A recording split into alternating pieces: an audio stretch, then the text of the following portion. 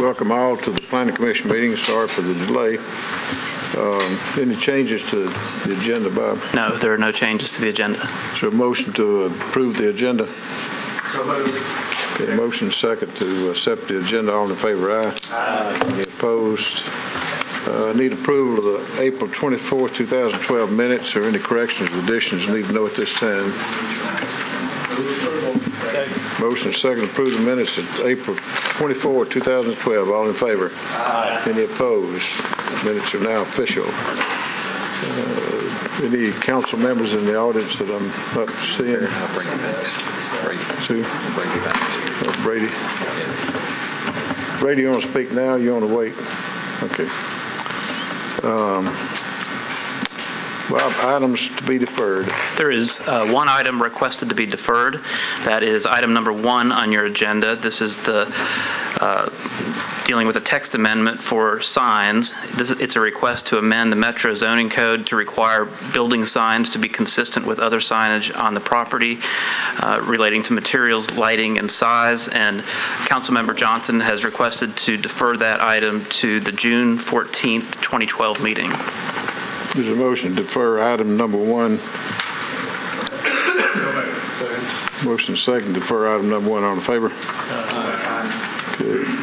Items on consent, and anyone in the audience, I think there was 4 people in favor of item 5, which is 609 and 611 Wedgewood. Unless you want to speak, that item will be on consent, will be approved without a public hearing at the request of the staff's recommendation to approve it. So anyone that signed up for that, if you do want to speak, let me know now, or if not, we'll put it on consent. Thank you. And Bob, item 3, we got people wanting to. I don't think they can hear they can't hear back there.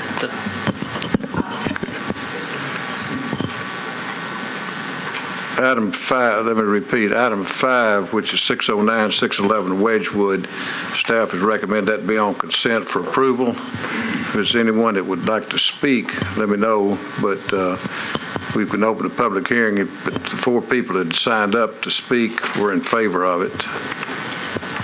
Okay, keep that one on consent, Bob. Item 3 will be pulled off. That will be on public hearing. Okay, before I get to the consent agenda, there's a statement I'll read. As information for our audience, if you are not satisfied with the decision made by the Planning Commission today, you may appeal the decision by petitioning for a writ of cert with the Davidson County Chancery or Circuit Court. Your appeal must be filed within 60 days of the date of entry of the Planning Commission's decision. To ensure that your appeal is filed in a timely manner and that all procedural requirements have been met, please be advised that you should contact independent legal counsel. Items on the consent agenda will be voted on at a single time. No individual public hearing will be held, nor will the Commission debate these items unless a member of the audience or the Planning Commission requests that the item be removed from the consent agenda. So as I read off these items on the consent agenda, raise your hand or just raise your hand and we'll take that off consent. The first item on the consent agenda is item number 2. This is the CarMax at Rivergate specific plan.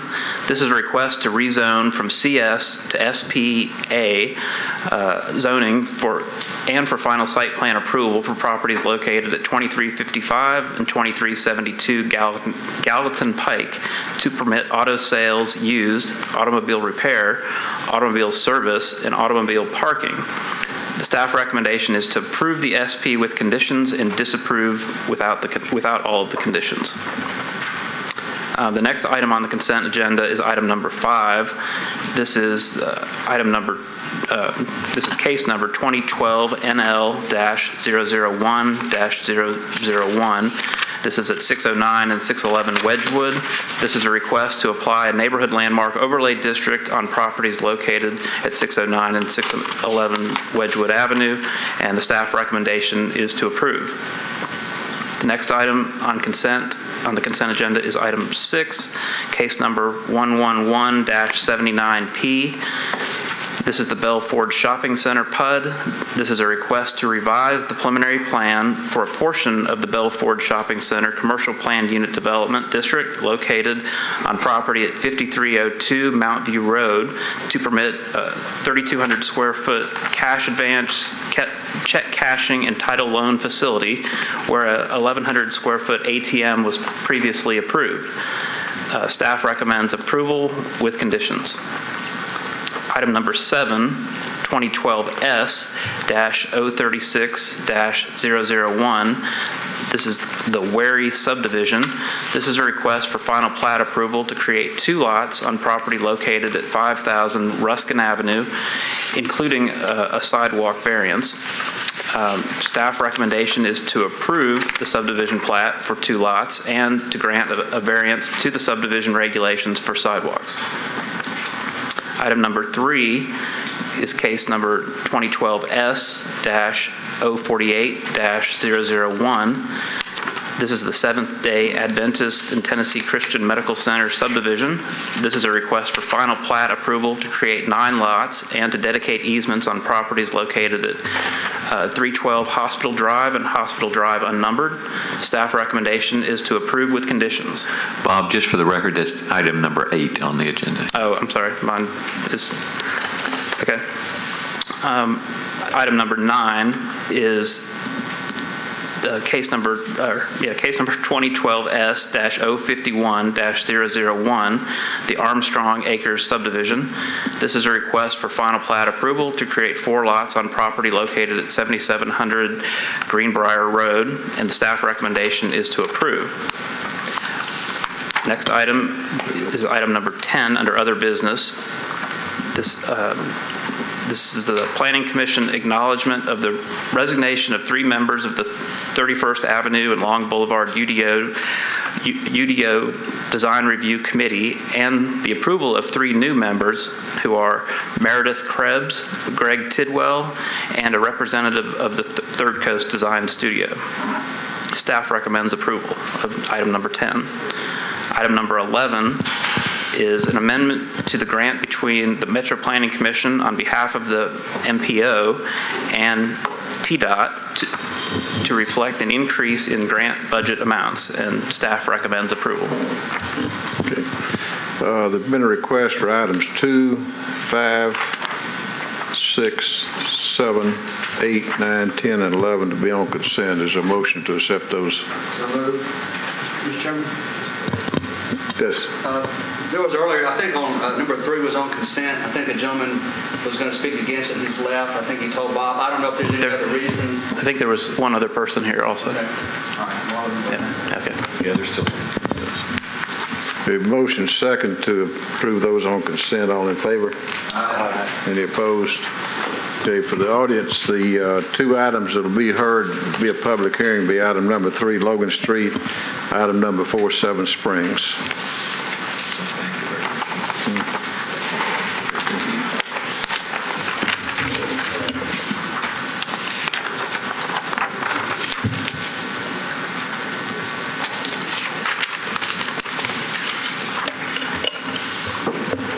Greetings, Commissioners.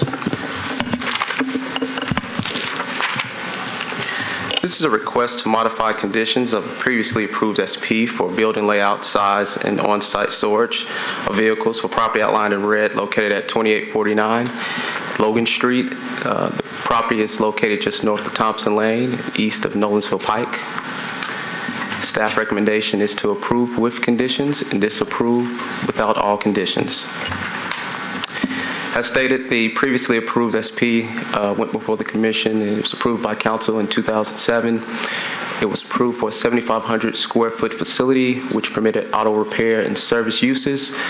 Another condition of approval of that plan was that it prohibited the exterior storage of automobiles. The proposed plan here before you this evening proposes a slightly smaller facility, 4,000 square foot facility, proposing the same uses to permit auto repair and service uses. The only difference here is that this plan would permit exterior storage of operable vehicles, and so only vehicles that are drivable, of course. While the requested SP district is not consistent with the area's mixed housing and neighborhood urban policy, the request is consistent with the area's commercial and light industrial development pattern that exists today. The property is currently zoned for auto use and is surrounded by commercial, office, and light industrial uses along Logan Street. When this policy is updated in the future, staff will recommend changing the policy to reflect the area's commercial and light industrial pattern, which is consistent with this SP. Here's another view of the site, and in closing, staff recommends approval with conditions. Okay, second. This item is open for public hearing. The applicant will be given 10 minutes, and you can keep 2 minutes set back for rebuttal if you care to.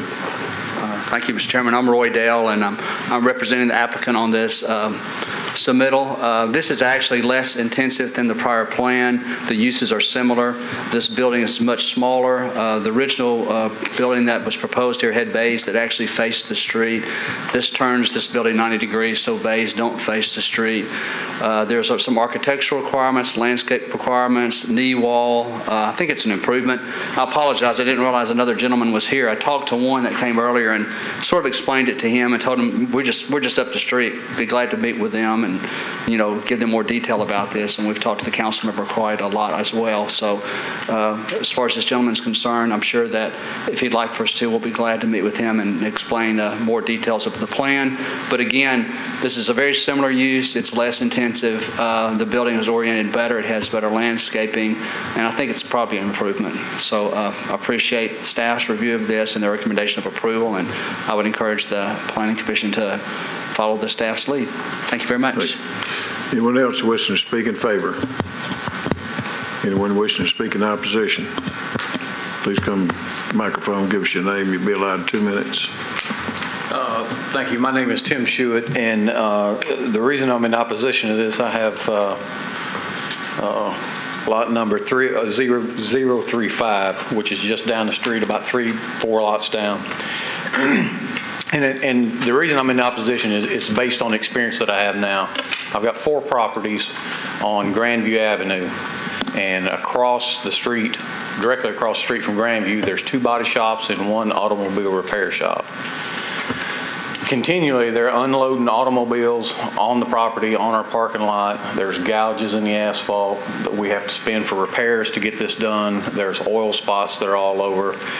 We're a Monday through Friday business, Rock City Mechanical, and if you go down there on any given weekend, there's 10 or 15 cars in our parking lot. So that's my main concern is the properties on that street. It's a pretty narrow street. And I know when you have wreckers and all that, those lots can fill up pretty quick with outside cars. And when they do, the offloading will be done in the street or on somebody else's property. That's just based on my experience of what I'm going through now. That's all I've got. Thank you. Anyone else wishing to speak in opposition? The applicant still has 2 minutes for rebuttal if you'd like to speak. Okay, there's a motion to close the public hearing. So moved.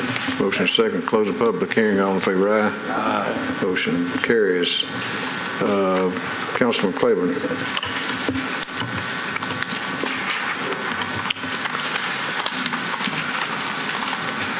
Could you show us the overhead picture again? Of the site plan? The actual photo, the aerial photo. Okay.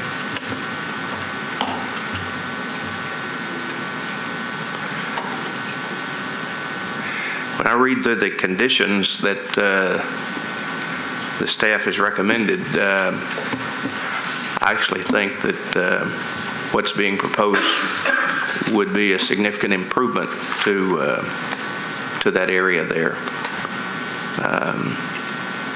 I don't really have a significant question at this point in time about it. Philip. Well, I'm certainly in sympathy with the gentleman who spoke about his particular problem, but that's an existing problem, and he really needs to work with his councilman to see what can be done to correct that. So other than that, I think this is a good proposal. Judy? No comment. Stuart? I agree. Obviously, he's speaking from past experience, and that's totally understandable when you've had the kind of experience he's had on that block. I feel as these folks do that given its current zoning and what could happen without this very detailed and multi-conditional proposal, I think it will in fact be better on that block. If there's not, we cannot promise quick enforcement, unfortunately. But what he's described is something that should not happen, and it's not based so much on zoning as it is on whether we have proper enforcement of what our laws are. So I'm hopeful that this will be an improvement and would support it. No comments. Greg? Okay, is there a motion? I move approval. Second. Motion second to approve. All in favor? Aye. Any opposed? Motion carries.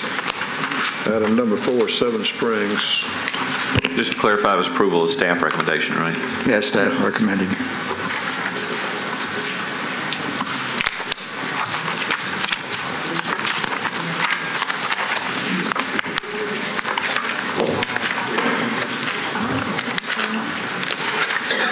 Commissioners, this is item number 4. It's the Seven Springs PUD.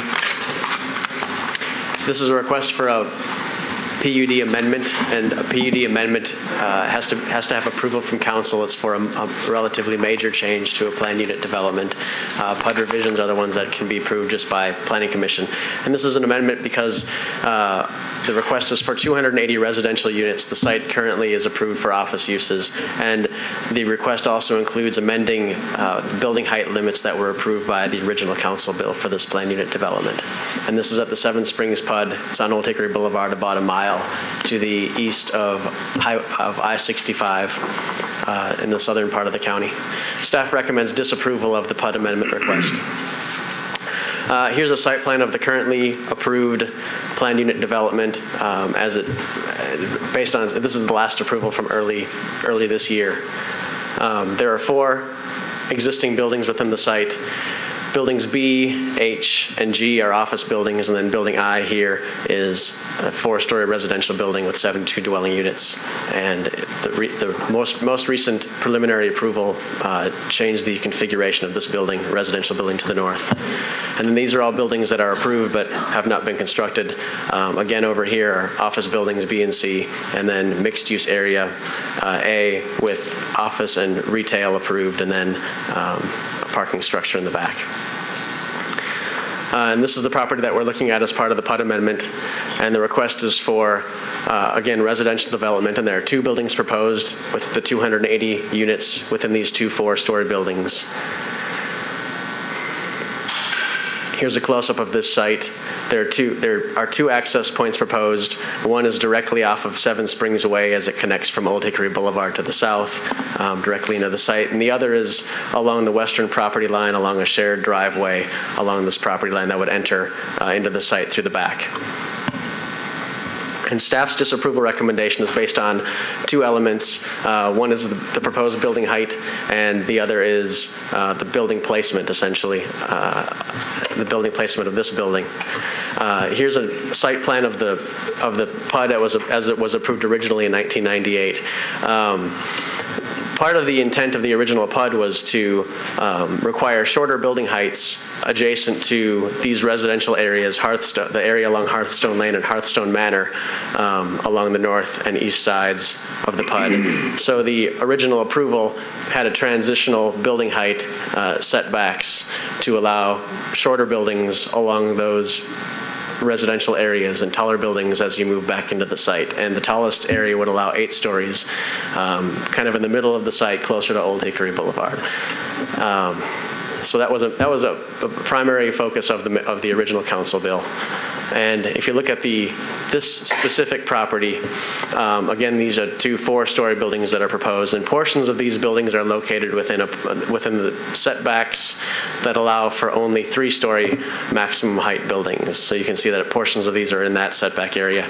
The applicant with this proposal, the proposal includes kind of renaming these setback lines, eliminating the 4-story setback line, or the one separating the 3 and the 4-story building heights, and changing this one to allow for a 57-foot maximum height to the south, which would basically include, it would allow for the proposed building heights of these 2 residential buildings.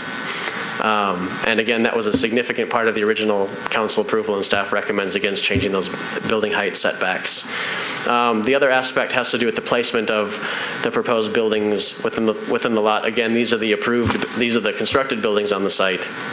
And the site that we're looking at currently has a 4-story office building approved, and it has a placement along the frontage of this private street, Seven Springs Way, along the frontage. And Building B, which is also not constructed at this point, also is shown with a strong frontage along this street, with the intent of having a walkable frontage or a walkable layout of this within this portion of the planned unit development. And you can see that the proposal again has this building back away from that street frontage with the parking lot in front. And the staff recommendation is that is moving away from the walkable intent of this planned unit development. This is the building. These are photos taken in front of this corner building in the western portion of the site along the frontage of Seven Springs Way.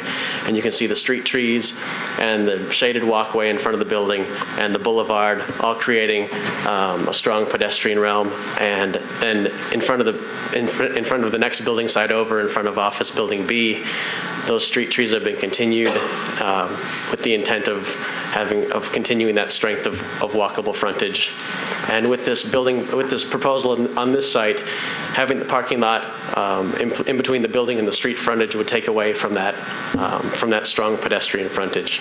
And you can see the 2 concerns of building height and the parking front and the walkable frontage kind of go hand in hand, where allowing that building to be set back behind that parking lot also allows that building to cross in front of that building height setback requirement.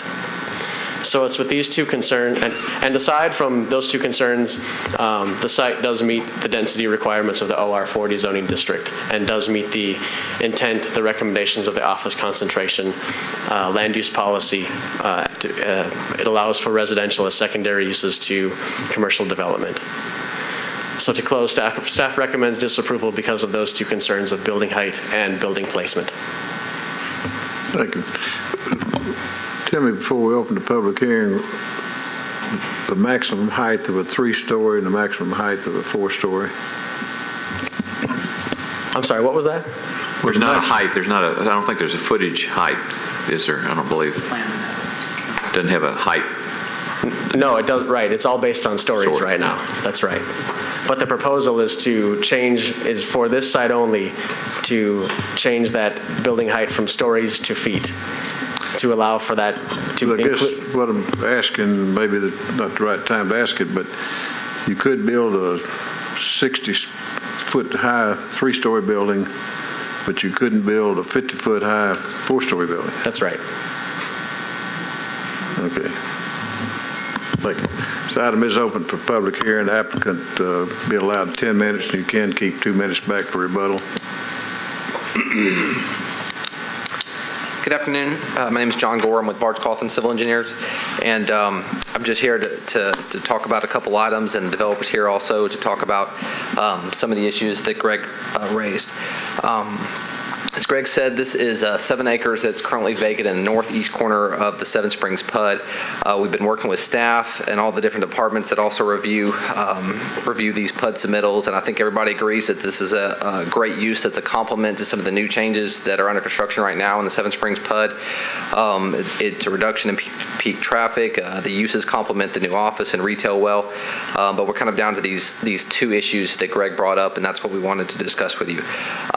The first issue is the height setback, and as you guys just briefly discussed, when this PUD was originally approved in '98, I think that the concept that was set was all office, so all of the height setbacks were done in stories instead of a maximum height. So all that we'd like to do here is kind of amend those setbacks to establish a maximum height, and since we're proposing retail, we're proposing multifamily that has much shorter floor-to-floor height, we felt like this is actually comparable to a 3-story office building that would be allowed. Greg, do you have the cross-section that compares the 2? We just kind of wanted to let you see and compare. And it's also worth pointing out, after this we can look back at the original PUD. That's the cross-section, and as you alluded to, you could basically build a 57-foot high or even higher 3-story office building with the current approvals. You just can't build a 4-story building. And as we're proposing, the multifamily is much shorter floor to floor, so that's why we felt like the established height of 57 feet was reasonable, because it's basically the exact same height as you would be allowed to build with office right now.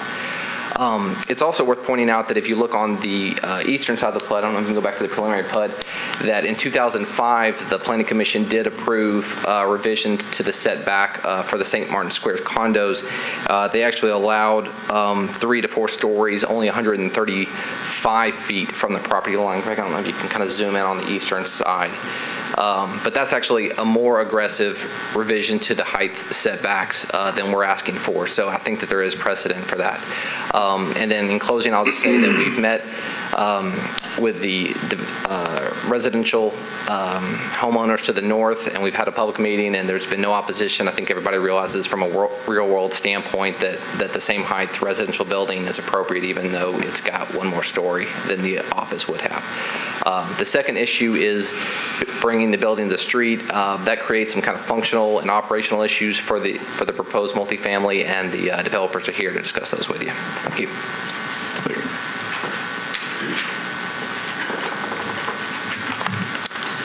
Hello, my name's Greg Turner. I'm with Seven Springs Associates. I'm also a neighbor, live about less than a mile as the crow flies from this site. So we're the original developers on the property. We had the property for 12 or 14 years, have a major investment in, and have a long-term view of what we expected to happen here. When we embarked on this endeavor, we hoped to create a park that was one of the nicest parks in Davidson County. And I think over the years, as time has passed, it took a little longer than we expected, but where it's headed right now with the Life Point project, with the retail, with the existing buildings there, that this is going to, in fact, be a first-class development that we can all be proud of. Our request for multifamily is, we think it's a great complement to what's out there. And I'm glad to hear that all seem to agree with that. As John mentioned, we met with the neighbors, and we have not had any opposition. Had a meeting, very few showed up, so I think everybody sees that this really is going to create a mixed-use environment. It's going to be a live, work, shop environment, and I think it's going to be something we'll all be proud of.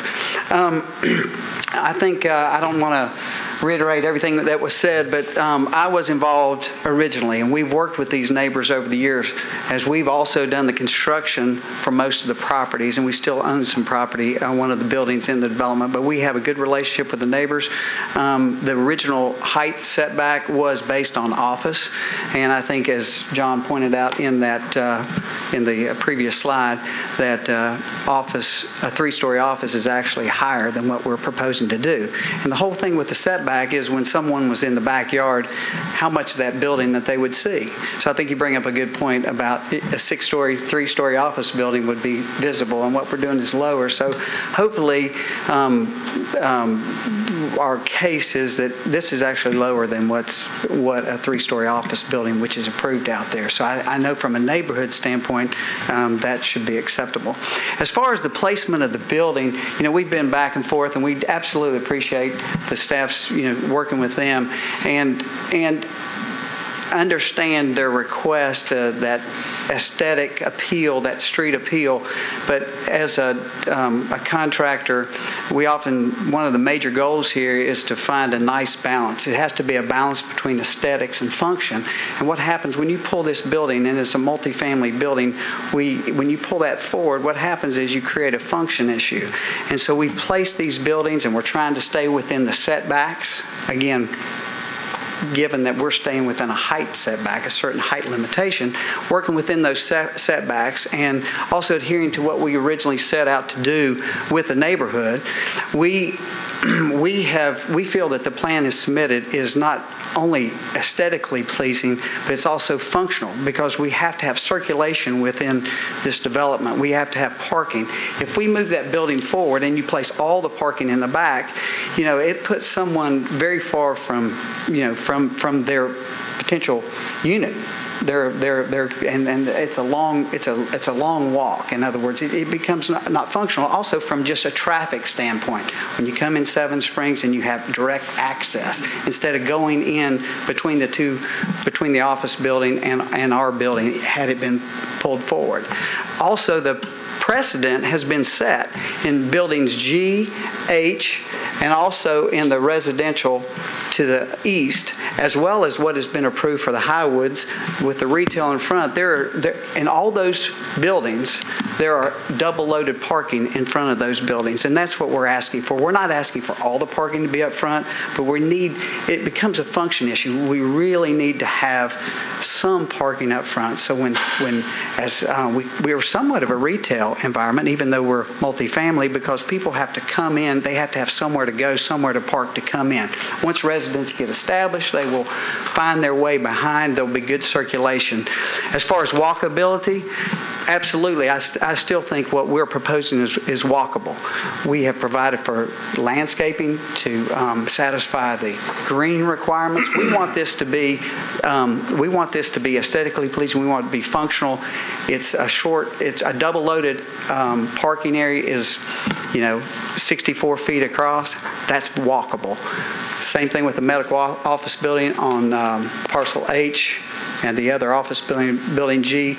Those buildings, just like our building, are going to be connected to the retail, and and to the office building to create a live, work, and shop environment. So, I think what we're asking is, I would ask that you approve this, or approve our request, and look at both the functional and aesthetic quality. What we're proposing is something that's very complementary architecturally to the office buildings, and I think the use is complementary, and we do need function, because without function, at some point, it becomes not doable. You can build a building, but if people aren't going to use it, or if it becomes unfunctional, people aren't going to use it. So at some point, this project doesn't make sense. So we're meeting the base zoning, the OR 40, with the 280 unit request. So we're not asking for a zoning change. I think the setback was established back in 1998 or 1999 when we worked with the neighbors, and I don't think we're exceeding that. I think there's a technicality on words. So what we're talking about is 64 feet here, about building placement at the end of that cul-de-sac. And we absolutely think that is easily walkable, and we can connect to what's happening with Highwood. So thank you very much. We'd ask that you would approve this request. Thank you. I'm going to talk real quick. Do you mind putting up the aerial that shows? I think this is one of the last things to leave you guys' mind with this, and I'll talk briefly. The aerial shows what's planned, and what's nice is the other architects have put in the LifePoint design, but also our buildings. And as Greg has talked about on staff, the walkability down the back side, which is the one building that's in the back left corner, and the newer building that'll come, there is tree lines. Our plan is to tree line and to continue the sidewalks all the way to our entrance that will be on the cul-de-sac.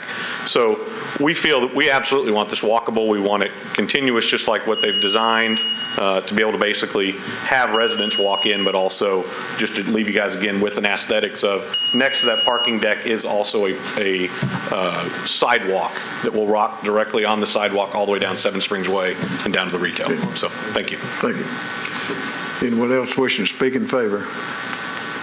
Anyone wishing to speak in opposition? Is there a motion to close the public hearing? So moved. Motion second, close the public hearing. All in favor, aye? Aye. Opposed? Greg? Thank you, Mr. Chairman. I guess I have a quick question in looking at this particular site. So there's currently a sidewalk in front of the current building, and it will be continued down through to the original project. That's the proposal, right? There's a. Yeah. So see building B, I guess. That's right. There's a sidewalk in front of this building B, and and it would have a sidewalk across this frontage. All the way to through the new building. Okay. Well, I've worked with Mr. Turner before as a councilman before, and I like the idea that you're putting the sidewalk in front of to continue that, and then you also stated that there would be a tree line along that sidewalk as well. So that seems to solve that particular issue in my mind. And then the story issue seems to fix that from my standpoint. And I live just, I don't know if it would be a 3-iron or 2-iron away from here, but in the Creve Hall neighborhood, in the back of it, it might be longer than a 3-iron. So I'm very familiar with this area, and this land needs to be developed right here. It's been vacant for a long time, and I think that with the density, it makes sense. And then it makes me feel more comfortable about it with the sidewalk and tree line, and then you guys clarifying that it's not going to go over a commercial 3-story building height. So for me, I'm pretty comfortable with that. Thank you. Jeff? Given the parking in front of the buildings to the east, I too am comfortable with the parking issues.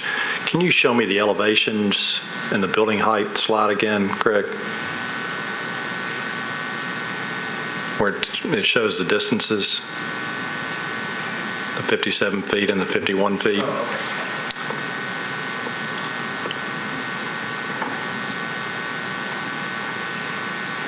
And then the rendering they did showing the differences in the heights. I guess my one question for the applicant is you're asking for 57, but on this slide you only need 51, so why the incremental 6 feet? More to stay consistent what the office would be. That was it. We're defining the 3-story. But in this particular slide, you're showing 4-story residential buildings at 51 feet. So are you going to build 51 or build 57? 51.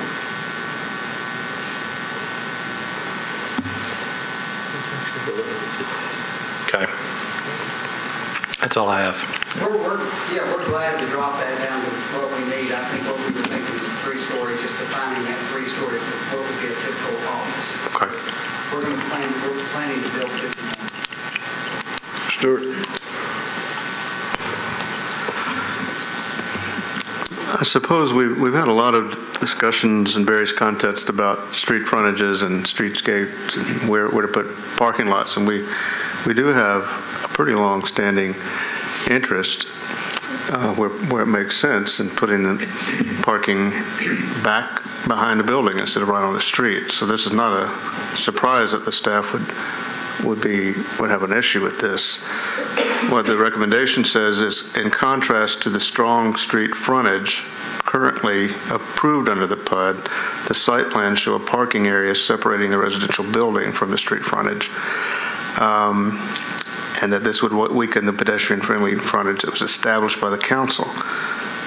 I guess I want to ask the staff or a little more elaboration on this in light of what you've heard from the applicant today. I'm sure you'd heard that before, but is this an essential element of what we're trying to do in terms of aesthetics and walkability, or is it more of a judgment call? Does that make any sense to ask? Let me just go back to this overall PUD site plan. And I just, the changes since the original council approval they've headed toward having a more walkable site plan within the PUD. And actually there's a better site plan that the applicant sent. That shows, well, that's not very good either. Let me just go back to this first one. But this portion down here was approved in 2009. It was a council amendment. And it went from having a parking structure and smaller buildings along the street to having this, to setting up this development for having a retail frontage along this internal driveway and along the Old Hickory Boulevard frontage, and then having office development up here as well.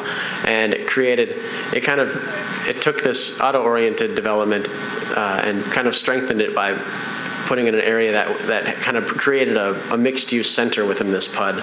And prior to that was when these office buildings were laid out along this street.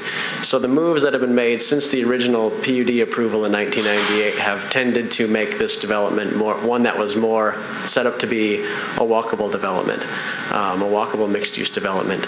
And so I think the staff recommendation was also trying to match that intent, the moves that have been made since that original approval to try to keep this frontage that was not only approved, that has not only been improving through the latest approvals, but also to match what has been built out there. And if any of you have been out on this site with this existing office building and you've walked along the sidewalk, you can see how strong this is, where you're walking right along the building frontage along a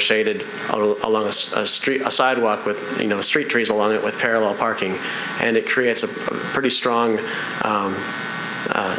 statement for the expectation for the development of the site. And when you start separating it with the parking lot, you take away that building frontage, and you can still have a sidewalk and you can still have elements of walkability, but when you start making those moves, it starts to erode all of the elements that create a walkable street or a walkable area. Thank you. I know that a lot of our work sessions about this and similar kinds of topics happened before a couple of folks were on the commission, but this has been a critical part of what we've wanted to try to do. I don't have a problem with the stories issue, but I continue to have a problem with this second issue at this point. Judy? May I see the rendering that has the proposed buildings? I think they're in yellow. No, yeah, right here. I wish there was a better picture, but based on the one with the streetscape, with the trees, the sidewalk that they're proposing that would be in front of the building, does it connect? Is it connecting somehow? Is it continuous? I can't. The sidewalk that they're proposing will connect to the sidewalk to the west. Okay. But basically, as you walk down the sidewalk, and then you have to walk across two rows of parking to get to the building. Oh, walk across the park. Right. You walk across the 2 rows of parking to get to the building. The 2 buildings that exist now, you walk into the building directly. So that's the fundamental part of the problem from our perspective, is whether it's a walkable. The sidewalk, that's really a lot less important, to be real honest, the sidewalk and the trees, than having the building close to where you're actually going to go. And then the other part of that, though, if it's residential and they have to park in the back, they're having to walk around to get into their residence. How far are you talking? Oh, so they have opportunity to design a breezeway or something. I think we've worked on this several times. There's lots of choices in terms of how you lay this out to where you could have closer parking. But so we approving the story, part. The staff never had an issue with the use. Staff never had an issue with the use, and really didn't have an issue with the story. The only reason you needed the variance was you were pushing the building back in order to have a parking lot. But that wasn't critically issue. This development has developed in an extremely good fashion, and I think that the multifamily that's on the east side of this, that is separated by parking, basically crosses itself across from a parking garage. They're in effect, while they're part of this development, they're isolated. They're not part of the walkability of this development. They're separated.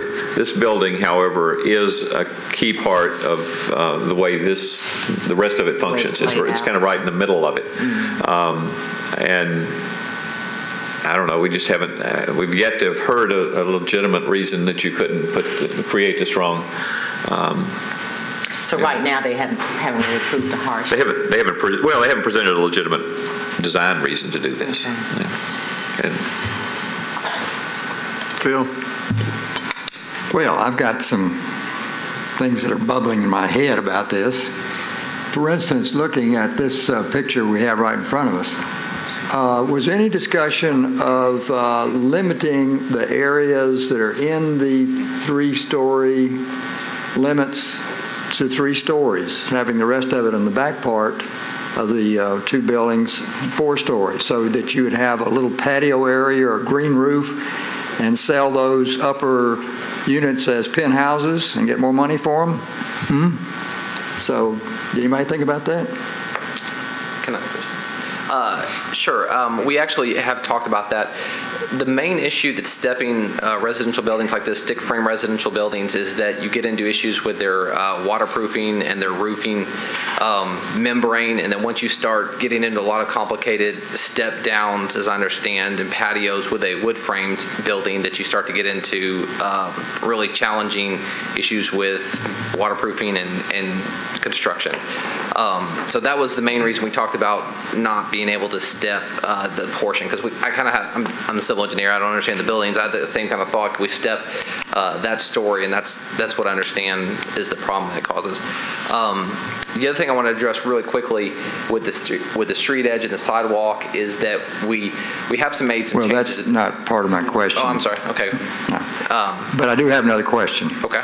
Could we flip back to that photo with the yellow buildings in it? All right. Yes, this one. How high are the 2 buildings to the left?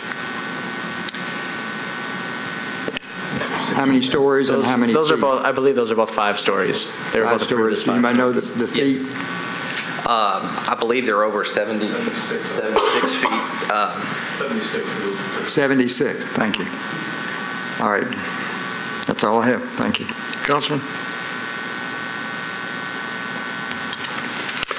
As far as the height is concerned, I don't have a question. I mean, 6 feet is not a question. I guess I do ask, if you're going to build a building 51 feet tall, why do you ask for 57 feet? Commissioner Haynes' question is, that's valid in my mind. All of these buildings appear, are these 2 new buildings to be similar in architectural style to the existing buildings? They are not necessarily similar to the office buildings. They're very similar to the brick buildings that you see on the eastern half of the PUD, with more brick and glass. Okay. The buildings to the west are more stone and glass. Okay. But they will have flat roofs. Okay. In the original comments that were made, there was a comment about that this would pose operational difficulties to not be able to have these set back. And then in the subsequent opening comments, it seemed to me that the operational difficulty revolved around convenience. Statement that, people are going to have to walk a long way to get to where their unit is. It appears to me that in any of those buildings, people are going to have to walk unless they park right at the front door.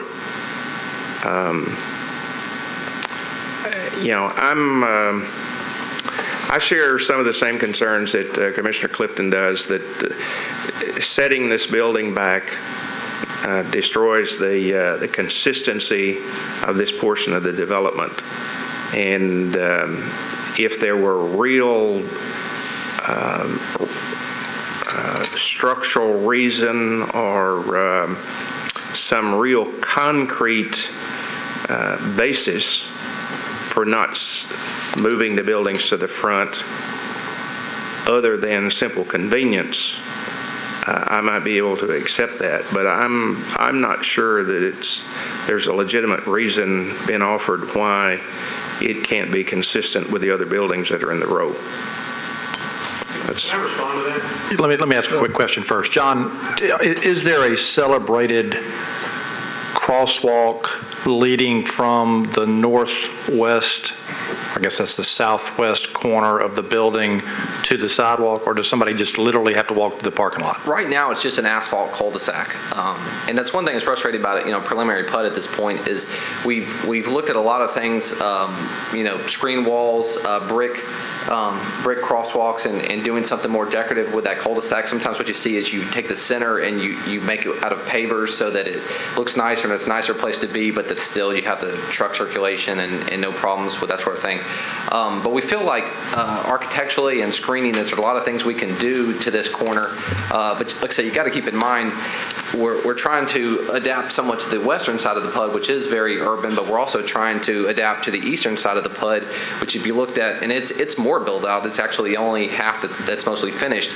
All three of those buildings are completely surrounded by parking. So we've got the eastern half of the PUD, and then we've got the parking deck that we're going to be staring at the kind of the corner of a parking deck there, and then at the first office building to the west, they've got their loading dock there. So it's kind of a tricky area because we do have these walkable urban areas, but we've got surface parking on one side, we've got a loading dock on one side, we've got a parking deck on one side. So we want to be close, and there's absolutely no question that the sidewalks will continue, that they will be screened from the parking, that there will be landscaping, but it's just not, it's a difficult place to transition because we're transitioning through very kind of different built environments. Stuart, to your point real quickly, it seems to me that we've got on the west of Seven Springs Way a very consistent, cohesive, walkable project.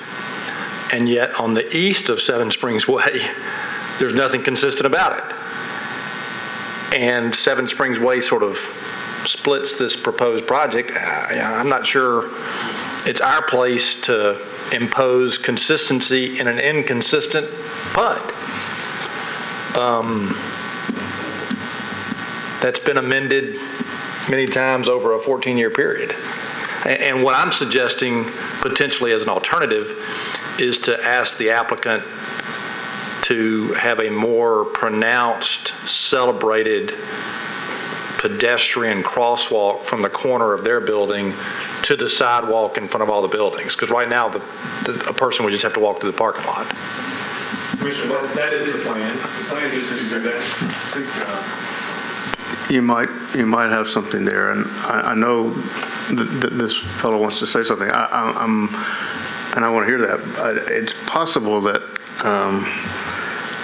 frankly, that we might have a more full agreement here if there was a little more time to look at what they might say in light of what we're saying up here. But maybe, Mr. Chairman, we could hear from the.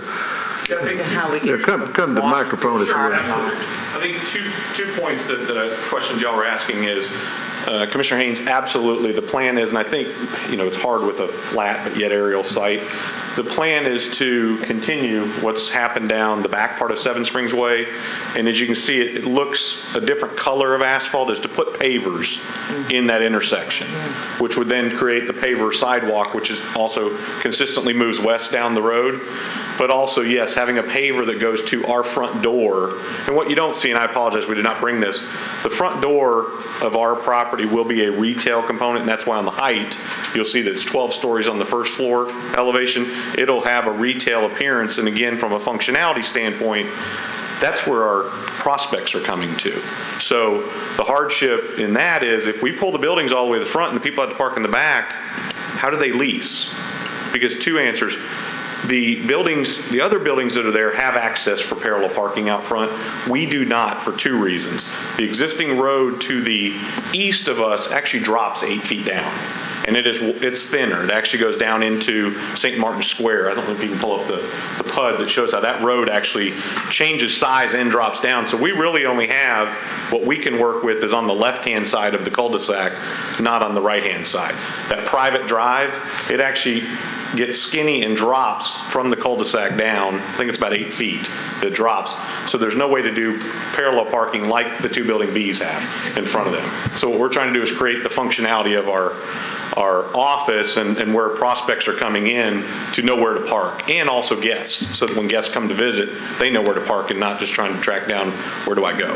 So that was part of it. So hope that answered y'all's questions. Thank you. To that point, is there a way to accomplish both? If it's truly for leasing applicants and visitors, is there a way to eliminate one row of parking and have one row of parking? And you bring the buildings slightly closer, but you eliminate one row of parking for visitors and applicants. And I'm just throwing out a creative idea. I think there is. It gets our parking count a little tighter. We actually have over-parked the property a little bit, so it would get us closer to, we're over-required. We like to actually extra park it because we don't want people having to try and find parking spaces. But I think that's about 16 parking spaces across the front edge. It is a potential. Again, I think from our side, we see it as a retail, like what's happening on Old Acre Boulevard. We need people to be able to pull up from the retail. Stuart? Oh, I was just going to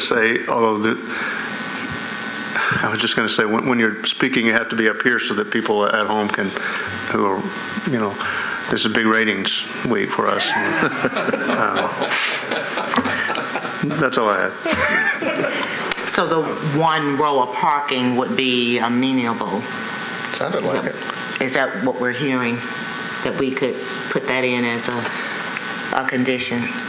If you want to make that in motion, yes. Mm-hmm. Phil? I've got a technical question. Can we amend this to the 51 feet that they say it's actually going to be? And the reason, let me explain why I want to say that. If you take the 5-story building that's on this same property and it's 76 feet, if it was 4 stories, that would be 61 feet. If it was 51 on this new one, that's 10 feet difference, lower, 10 feet lower. So I'm trying to build my case for the height element. So if we can amend this to 51 feet, I'd be more comfortable personally. So to amend the elevations. Yeah, the elevations. To amend the height to a maximum of 51 feet and then one row of parking in the front. Yeah. I'm sorry. Go ahead, sir. I don't know that we want to assume that they're all right with that. From what was said, are you okay with that? If I could, with the removing one bank of parking? We are to the 51, and the reason we had done the 57 is just because... No, I don't mean that. I mean the other part of the... Yes, we are. With the single row parking? Mm-hmm. Yeah, we are. And the other thing to keep in mind is this is just the preliminary PUD, so the final site plan with landscaping, screening, architectural elevations, and everything has got to come back through staff to review. But yes, we are acceptable to the single row of parking out front if that makes the commission more comfortable with it. I move approval with conditions of changing to 51 feet height maximum and one row of parking, as well as conditions stipulated by the staff. Okay. Got a motion second then to approve the maximum of 51 feet in height and one row of parking along the front with a continuation of that sidewalk. All in favor? Aye. Any opposed? Motion carries.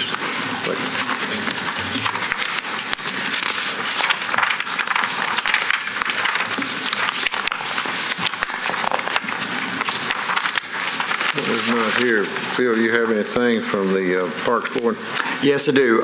At our last meeting, just to give you a quick rundown, we approved Vanderbilt University funding, designing, and constructing 2 footbridges on the Vaughns Creek cross-country course, say that 3 times fast, in Percy Warner Park adjacent to Highway 100. Also approved property and right-of-way acquisitions donated and/or fee simple for the Cumberland River, downtown Harpeth River, 7 Mile Creek, and White Creek Greenway systems. So there were several of those that were involved there. Also approved to acquire by quitclaim deed map 93-7 parcel 54.00 property currently known as Cumberland Park from the Metropolitan Development and Housing Agency. This is a new park that was opened up, and this is a technicality. Also approved Piedmont Natural Gas. They had requested permission to acquire 2 easements at McCabe Park, map 103-07, parcel 75.0, and Fernbrook Lane, map 85, parcel 1.0. And I'd also like to mention that you're all invited to the annual meeting of Greenways for Nashville, which is on May the 16th at 5:30. It will be in the new renewed building, I guess you'd say it, next to the pedestrian bridge, the Shelby Street Bridge. And what, I don't remember the official name of that building. The Bricko. The old bridge, yeah. The old Ingram Barge Company building, yeah. And might add that I was at the dedication of the Cumberland Park. And I know you had a little setback that's been handled. And that is it's so proud to be part of that. They're reclaiming the river. I worked for National Bridge Company many years ago. They were in operation, and it's just a transition that's just phenomenal. It's just wonderful. And I know that the rest of the riverfront's going to be just as... And all of the repairs were made, and it's been back in operation for several days. Yeah, it's just a short setback. But thank you for your report. There is no report from the Executive Committee as yet. Anything from the Legislative Councilman? We had, beginning next month, first Tuesday, we will have our first public hearing that will begin an every month public hearing. So this past council meeting was the normal odd month public hearing, but beginning in June, we'll have a public hearing every month now at the beginning of the session. And we begin our budget hearings with the various departments on the 17th, and we'll begin to wade through that process. As a point of personal privilege, I'd like to extend the invitation to all of you folks to come out to Two Rivers Mansion on May the 20th. That's Sunday afternoon, a week from this Sunday, 2 to 5. The Friends of Two Rivers having an open house. You not only get to eat a piece of cheese, have a little wine, see some artwork by Shirley, help me with her name, Palasa, I believe. She's with the Chestnut Group. She'll be our artist this year, and you'll also get to see up close the restoration. About half the mansion now is complete in the restoration process. The front is underway, and so I think it'd be an opportunity for you to see a historic landmark and what the Parks Department and the Friends of Two Rivers is doing in partnership to care for that building. May the 20th, 2 to 5. Thank you. Thank you. Rick? Yeah, Mr. Chairman and Commissioners, I want to kind of go over a couple of things, but I want to close talking a little bit about the chamber mission trip that we just completed and got back either late last night or early this morning. But just to catch you up on a couple of things that are going on, the Midtown rezoning is actively underway. We've sent out notices to property owners. Catherine has had several meetings, group meetings and individual meetings. The next set of community meetings are May 22nd, and that seems to be working pretty well. We've had a few property owners that we expected and have chosen to opt out because the current uses of their property are industrial, which the current zoning allows, and the new proposed zoning in their case doesn't allow that, but they have wanted to make sure that at such time as they wanted to rezone, they could. So and we expected that because it's just recognizing existing uses on there.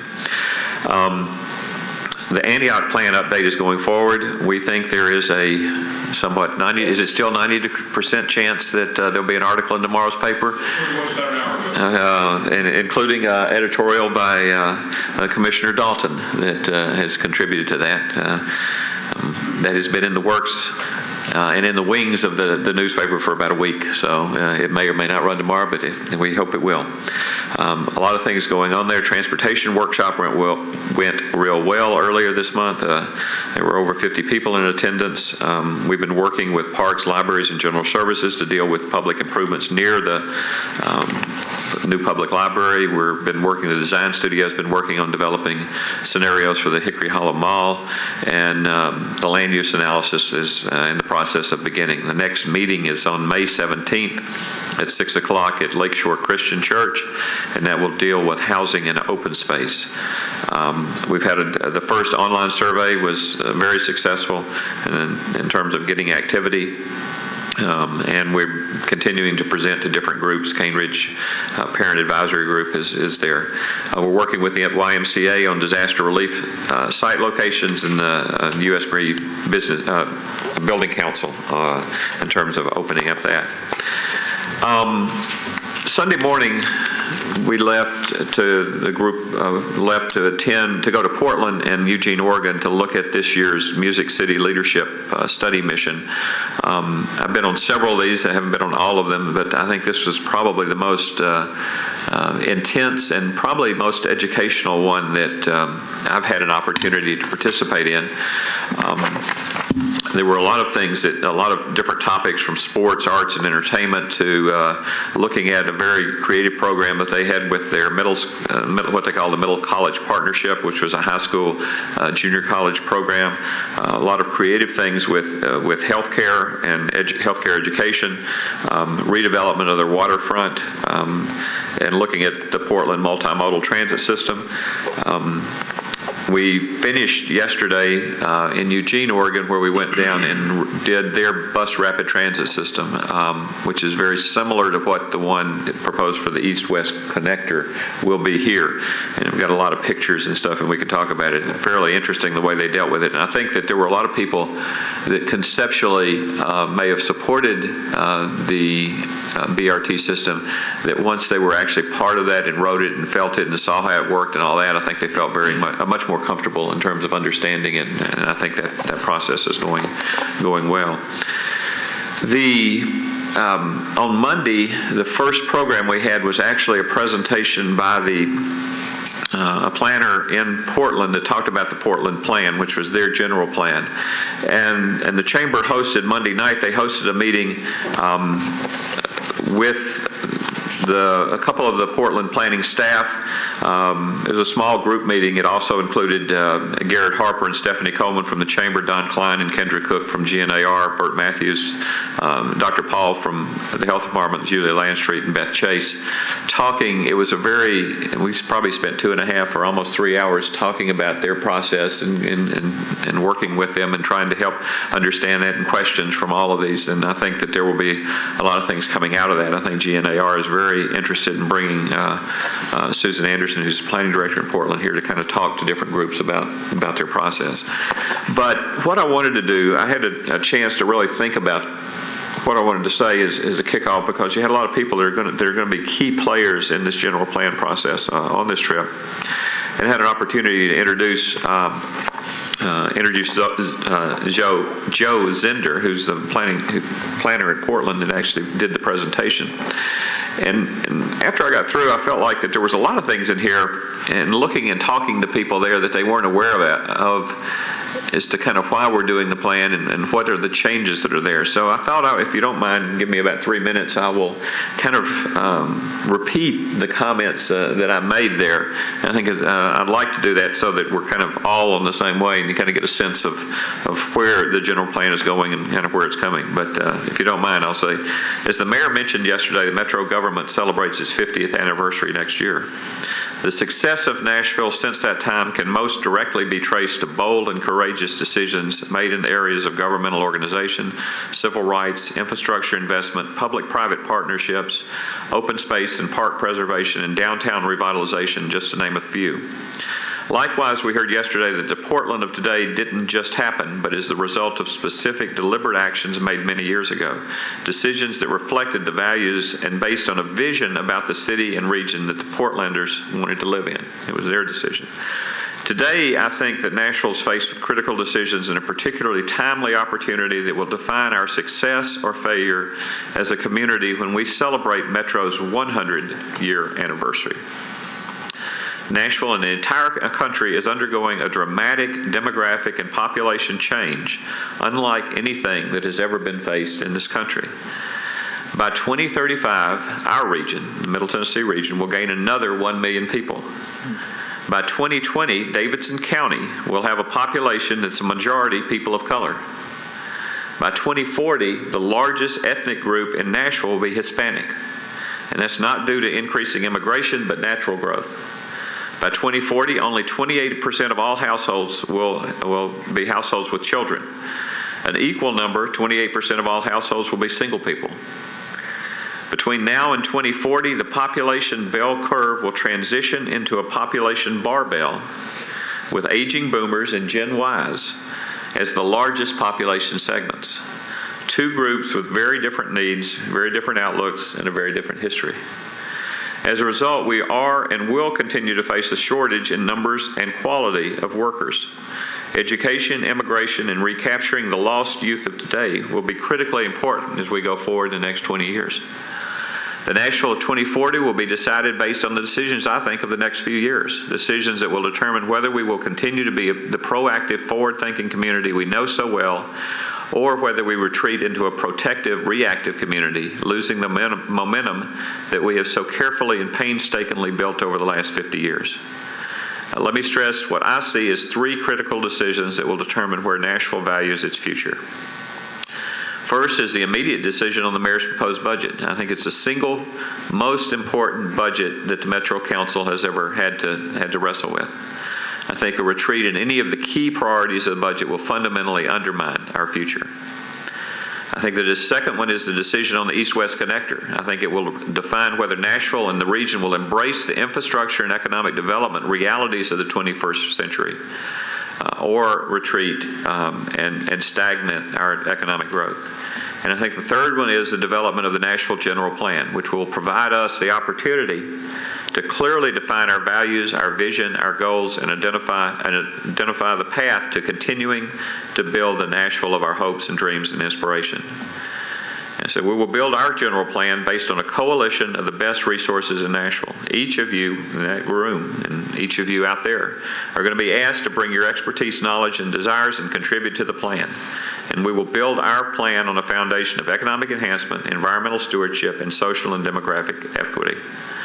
And I'd kind of go on because I think this is important. When the Chamber first announced the trip to Portland, I contacted Ralph and Debbie Dale Mason about the critical need for a session dealing with the Portland plan. I think that that was before the mayor's announcement about the general plan project and is even more important now. And I think we're privileged to benefit from the experience of Portland in this regard. While the Portland plan reflects the desires and decisions of Portlanders, the Portland plan process reflects the state of best practices in the country. I think, and a couple of things, the recently adopted Portland plan was a result of a 3-year collaborative effort in which many groups played critical roles and over 20,000 people provided direct input. The Portland plan focused on economic prosperity and affordability, education, and a healthy, connected city, which formed the basis for acknowledging much of the change there and just led into that. But I think that understanding it's not just another kind of continuation of the same thing we've had for the last 20 years. It's a very different set of issues and things that we're going to be dealing with. And I think we've got a great opportunity. I think we can seize that opportunity, but it's going to kind of take realizing that kind of the realities and very practical realities of what not only the country but the region in this area is facing. So I hope that wasn't too much for you. No, thank you for that. And it's very exciting, and we're proud to have you as heading that up. So the second meeting of May, which will be next meeting, is the annual election of officers, which is the chairman, vice chairman, and a third member of the executive committee. I spoke with Phil Ponder and Greg and sent a note to Councilman Claiborne. They've agreed to. Judy, I wanted you to serve on that. You weren't here, and I was afraid that, but if you four would serve on that, or anybody else would like to have an input, and come back with the next meeting with a recommendation of your officers for next year. Mr. Chairman, may I add, we're going to meet immediately when this meeting is over with. Okay. And anybody else that's on the committee that would like to have an input, welcome to do so. Any other comments? We stand adjourned.